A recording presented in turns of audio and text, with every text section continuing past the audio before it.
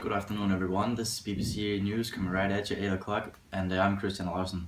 Yesterday, a black burglar broke into Rosa Parks' house, and some people says that just come to show us that we have come a long way since Martin Luther King's dream and the incident in the bus with the same Rosa Parks. One of the most famous rappers in the world has made a song about this and how he experienced the ghetto life. This rapper is JC, and he raps about one of the most difficult times in his life. In his journey to success, he had to do a lot of things he didn't want to do. His dad abandoned him. He had to commit crimes, hustle, and dominate other rap artists. He only raps about black people in the ghetto, and he is quick to point out that a young man has to go through a lot of trials to get to the success he has gotten. To debate this topic, we have made a phone call to one of America's leading experts, uh, Tracy Larson. How far have the Afro-American population come compared to Martin Luther King's dream? I would say that there still exist racial tensions in USA, even though it was in 1963 that Martin Luther King spoke his world-famous speech, I Have a Dream.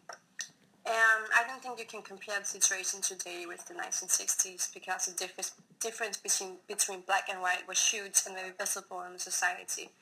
And at that time there existed directly and racial segregation, and today people can be among each other and use the same toilets, schools, and seats in the bus. And racial trouble developed in Sanford, Florida, and St. Louis in 2012 and 2014 because a white man in a cop shot two black teenagers without guns. And later in 2014, a black man died while being arrested, and that made a significant debate. And the killings made grounds for why the black people saw the American police force as racist. Even though we have got far today, there's still way left until it's the time when black and white people are treated in the same way and being taken care of in the same way in USA. And after the hurricane in New Orleans in 2005, many black people were left without getting the help that the white people got, and it was the African American housing sectors which was most exposed. And the rescue work was very slow, and the African American people saw that as racism. But after the financial crisis in 2007, Barack Obama became president, and it gave the black people hope back in their lives, and they could now believe in a better future with respect.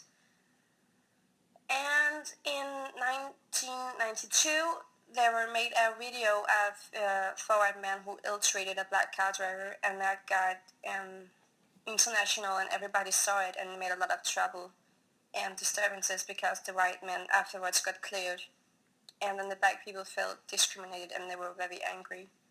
And 55 people were killed and 2,000 people were arrested, and the disturbances did only stop when the National Guard got involved. Okay, but what about the development tendencies that are concerning income, health conditions, crime, and education? Since the 1970s, the income development have changed quite a bit, and in the 1970s, 80s, and 90s, the American population was in five main groups, which were the lower class, the lower middle class, the middle class, the upper middle class, and the upper class. And in 2000, numbers were looking pretty good because the lower middle class was very significantly smaller, and the upper middle class was significantly bigger. But in the years 2010 and 2011, a new development happened where the lower class and the lower middle class grew bigger, and the upper middle class grew smaller. And the difference in which the white people have compared to the black people is still pretty significant. The blacks have a lot of people in the worker class as either as unskilled workers or as workers with a very low education. The black people has very few people in the academic class compared to the white people. And on the health front, there are also a clear difference. In the past, the difference was much greater than it is now, and when you look at the expected lifetime. And today the difference is much smaller than it once was.